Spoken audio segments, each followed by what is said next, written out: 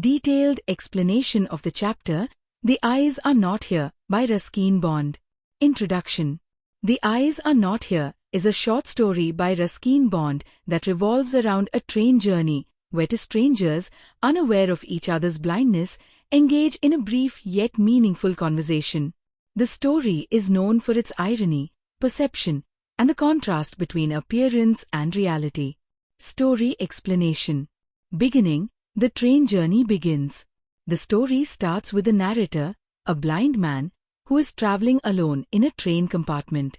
Up to the station Rohana, he has the whole compartment to himself. At Rohana station, a young girl boards the train. The narrator hears the voices of a couple who are bidding her farewell, possibly her parents, giving her instructions on how to take care of herself.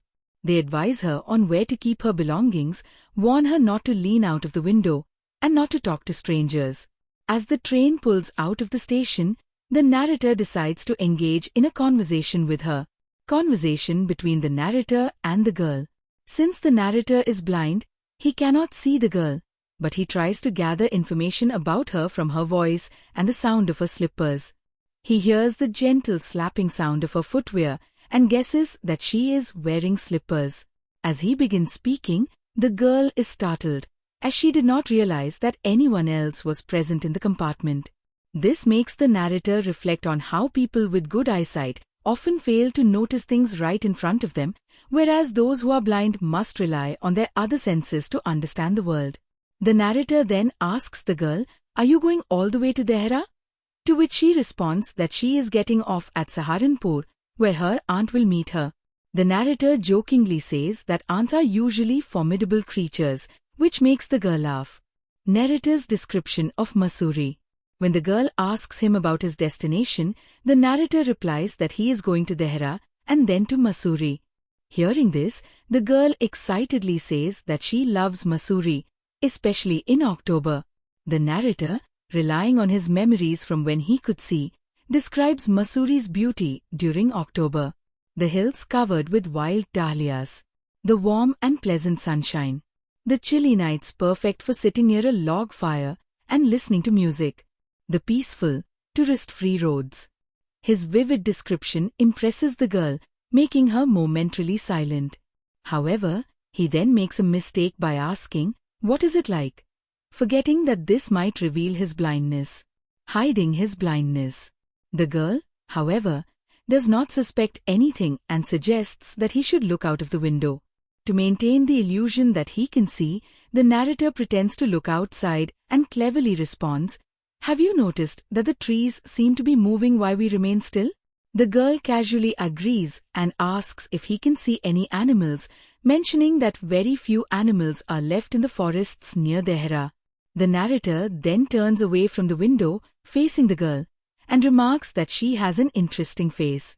The girl's response and departure. The girl laughs at his compliment and says that she is tired of people telling her she has a pretty face. The narrator mentally notes that she must indeed be pretty. As the train approaches Saharanpur, she expresses relief, saying that she does not like long train journeys. The narrator, however, feels differently. He wishes the journey could continue so he could listen to her voice longer, which he finds as refreshing as a mountain stream. As she gets ready to leave, the narrator wonders about her appearance, whether her hair is long, plaited, or short, but cannot ask her directly. When she stands close to him to say goodbye, he smells the perfume of her hair. He is tempted to reach out and touch her hair, but before he can, she moves away, and the only thing left of her presence is her lingering fragrance. The unexpected twist, the irony unfolds. After the girl departs, a new passenger enters the compartment. The narrator, still curious, asks him if the girl had long or short hair.